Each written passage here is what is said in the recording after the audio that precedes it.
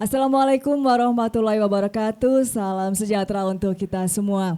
Bertempat di Kota Lama Semarang, senang sekali saya Mira Azara mengajak Anda berdiskusi dalam dialog interaktif. Kita akan mengupas tuntas tentang dana bagi hasil cukai dan hasil tembakau atau DBH CHT yang nantinya akan digunakan untuk meningkatkan kesejahteraan masyarakat. Sudah hadir bersama kami PLT Wali Kota Semarang Insinyur Hajah Hefearita Gunaryanti Rahayu MSOS. Assalamualaikum Bu Ita. Waalaikumsalam Mbak. Cantik sekali, terima kasih sudah hadir. Di sela-sela kesibukannya tadi sudah ada agenda ya Bu ya, di Kota Lama ya. Iya Mbak. Terus melipir ke sini ya Bu.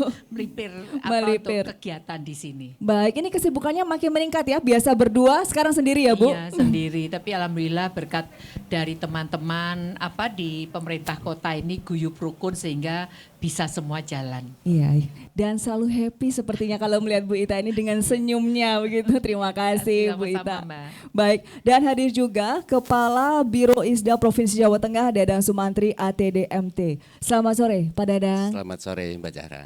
Terima kasih sudah hadir Pak. Sama-sama. Baik, dan juga hadir Kepala KPP Bea Cukai Kota Semarang yang dalam hal ini diwakili Kasih Penyuluhan dan Pelayanan Informasi Ibu Nur Haini Hidayah. Assalamualaikum Ibu. Waalaikumsalam. Terima kasih sudah hadir. Baik, ini kita akan membahas DBH CHT. Kalau dari kacamata Bu Ita sendiri, masyarakat Kota Semarang ini sudah paham belum sih Bu? Atau kalau dikasih tahu DBH CHT, apa itu ya? Kira-kira gimana Bu? Silakan Bu. Ya mungkin tidak semua orang tahu ya Mbak ya tentang DBH-CHT ini, tapi mungkin memanfaatkannya sudah. Jadi tidak tahu dari mana anggaran, tetapi sebenarnya anggaran-anggaran atau program-program yang ada di Kota Semarang ini salah satunya adalah DBH-CHT, dan tentu ini semua yang bagi adalah provinsi. Pak Dadang ini Pak Dadang nanti iya, tukang bagi-bagi ya Bu? Iya, senior saya, jadi Iya. mungkin insya Allah Semarang banyak juga. Semarang banyak. Pak Dadang, itu pembagiannya seperti apa Pak? Kalau di tahun 2021 ini kan kita sudah di penghujung tahun nih Pak. 2022. Dapat berapa? Dari 2022, iya. Ya, Kota Semarang ini 2022 dapat 9,7 miliar. Tapi insya Allah 2023 naik menjadi sekitar 13-an lah. Amin. Oke, baik. Kalau dari KPP Bea Cukai nih, Bu Haini. Bea Cukai Semarang, ya ini pembagiannya seperti apa sih, dapat berapa sih kalau di Kota Semarang? Kalau pembagiannya di Kota Semarang itu domainnya provinsi ya. Kalau kami terkait DBH-CHT itu kami yang mencari. Kami yang mencari, ya baik. Baik.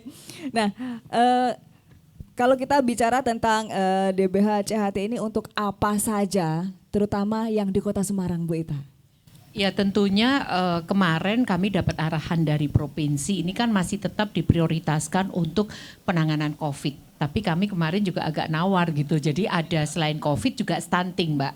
Karena kan stunting juga merupakan program nasional di mana dari Bapak Presiden ini kan sudah mencanangkan tahun 2024 ini harus 14% gitu ya. Yang saatnya kan kita bagaimana untuk menangani program ini kan biaya tidak sedikit, sehingga masih ada dari dana tersebut ini kita bisa mintakan, dan memang dana-dana itu dibagi-bagi, dan itu memang sudah mendapat arahan. Jadi pada saat kita membagi program ini untuk apa ini juga di-approve oleh provinsi gitu ya. Jadi sehingga ada bidang kesehatannya ada 40%, kemudian juga kesejahteraan masyarakat 50%, dan juga untuk penegakan hukum 10%. Jadi ini sudah istilahnya kalau bahasa Jawanya itu sudah dipondo-pondo. Sudah dipondo-pondo. Iya. Itu untuk tahun ini ya Bu, yang Ya, 2022. Iya. Dan nanti kan 2023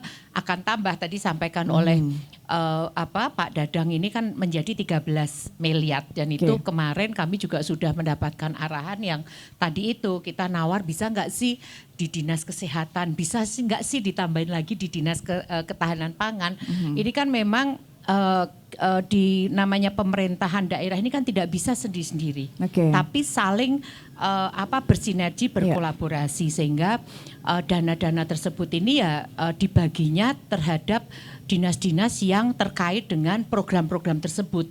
Jadi ada yang nanti untuk dinas tenaga kerja, kemudian dinas sosial ini kan untuk BLT kepada pekerja-pekerja perempuan yang pekerja dari pabrik rokok dan sebagainya, sehingga harus dikembalikan lagi sesuai dengan ketentuan yang ada. Tapi peruntukannya ini kemarin minta dong untuk juga stunting gitu, sehingga apapun ini kan juga untuk kesejahteraan masyarakat. Baik, nah ini pembagiannya berdasarkan apa Pak? Kan ini 35 kabupaten kota. Nah ini tadi kan Bu Ita sudah bisik-bisik minta untuk dana ini gitu ya Pak. Wani piro gitu ya Pak. Boleh dijelaskan Sudah Pak? nggak usum lagi Wani piro. Dasar pembagian dana bagi hasil cukai tembakau ini mengacu terhadap peraturan Menteri Keuangan. Tadi yang disampaikan Bu Wali ini 50% untuk kesejahteraan sosial, 10% untuk penegakan hukum, dan 40% untuk kesehatan. Nah yang ada keunikan bahwa di aturan itu yang 40% itu kan mutlak, minimal, boleh ditambah. Jadi boleh digeser misalnya dari penegakan hukum kalau misalnya berlebih bisa digeser ke sana. Juga dari kesejahteraan sosial, misalnya dari BLT sudah mencukupi, itu bisa digeser. Karena memang dalam 2 tahun terakhir ini, tadi disampaikan Bu Wali, kita concern bagaimana supaya dampak dari COVID ini cepat terselesaikan. Nah terkait dengan pembagian di kabupaten kota, dari total yang ada tahun 2022 ini, kita ini mendapatkan sekitar 680 miliaran, Provinsi Jawa Tengah. 680 miliar untuk Provinsi Jawa Tengah.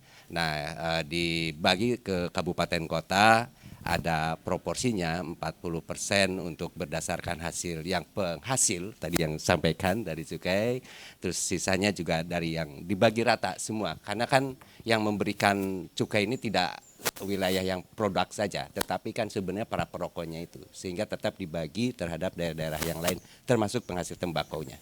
Semarang paling besar Pak?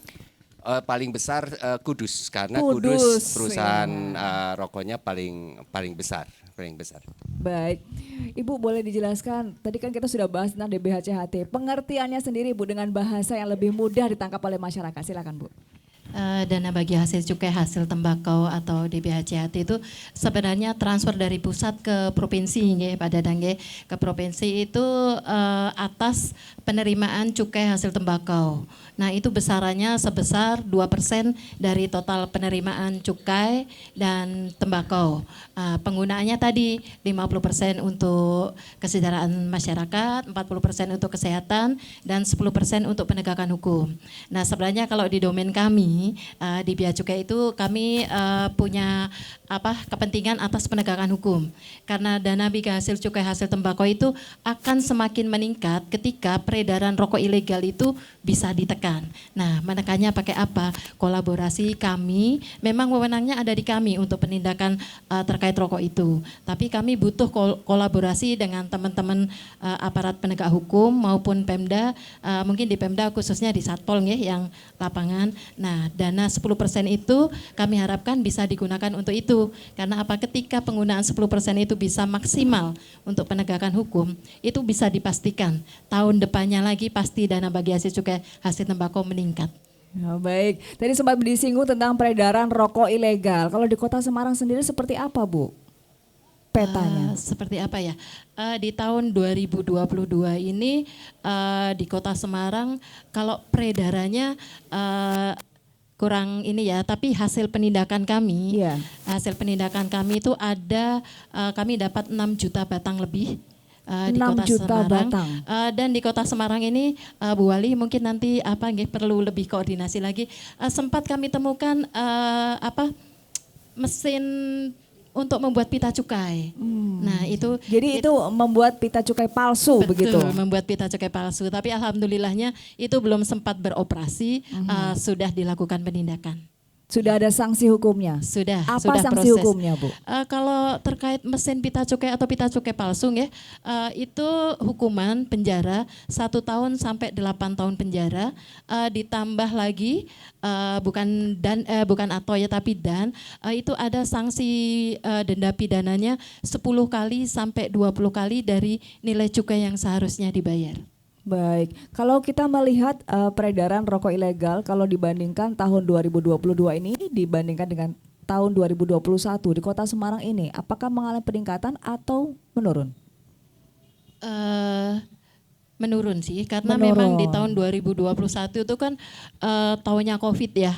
Masa COVID, masa di mana ekonomi sulit, pengawasan pun juga kami mungkin kurang maksimal ya, karena di mana-mana itu ada apa ya namanya waktu COVID itu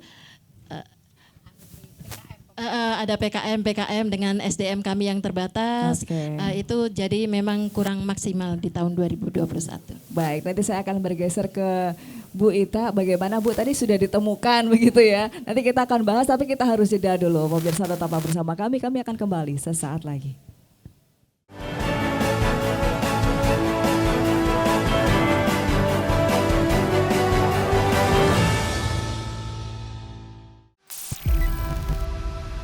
Produksi rokok tanpa cukai dan memperjualbelikan rokok polos atau berbita cukai palsu adalah perbuatan ilegal yang bisa membawa Anda pada hukuman penjara atau denda senilai 20 kali nilai pita cukai. Laporkan jika Anda menemukan rokok ilegal. Dengan membeli rokok berpita cukai legal, berarti Anda turut berkontribusi dalam pembangunan negeri. Jadi, katakan tidak pada rokok ilegal. Gempur rokok ilegal.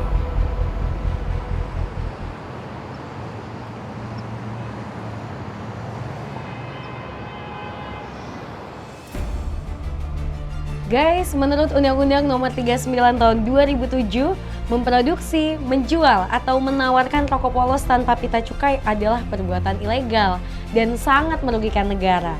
Sebab, cukai memberikan banyak sekali kontribusi besar bagi negara di bidang infrastruktur, pendidikan, kesehatan, dan masih banyak lagi. Jadi, segera laporkan bila menemukan aktivitas transaksi rokok tanpa cukai, karena dengan cukai legal berarti kamu sudah turut serta membangun negara. Yuk, bersama kita gempur rokok ilegal.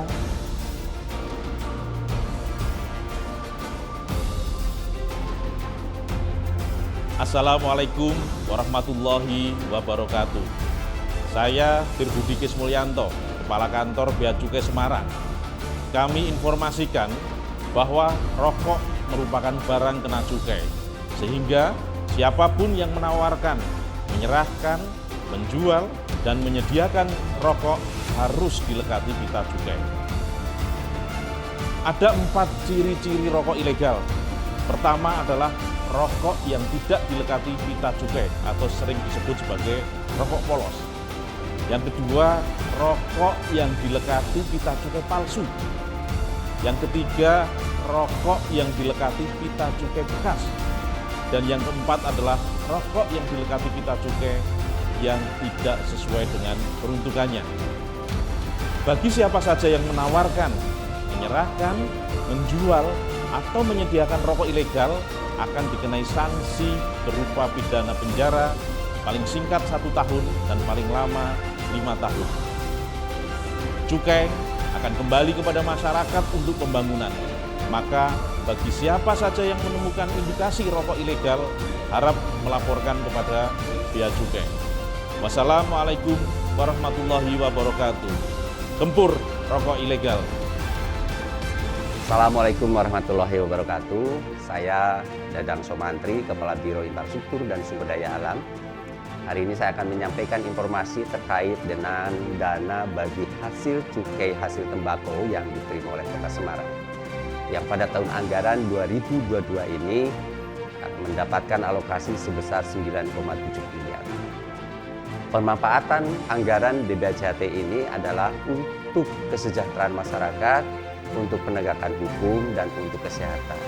Tahun ini memang ada pergeseran yang cukup signifikan dalam rangka memperkuat kemampuan masyarakat ketika kemarin kita mendapatkan kondisi pandemi 19. Angka kesejahteraan masyarakat ini di samping ada bantuan tunai langsung, juga di kesehatan yang mendapatkan proporsi yang sangat besar, 90%. Harapannya bahwa dana BHJ ini bisa dimanfaatkan dengan baik secara transparan, akuntabel, sehingga masyarakat betul-betul bisa merasakan manfaat dan meningkatkan kekuatan ekonominya selama masa-masa yang cukup sulit hari ini.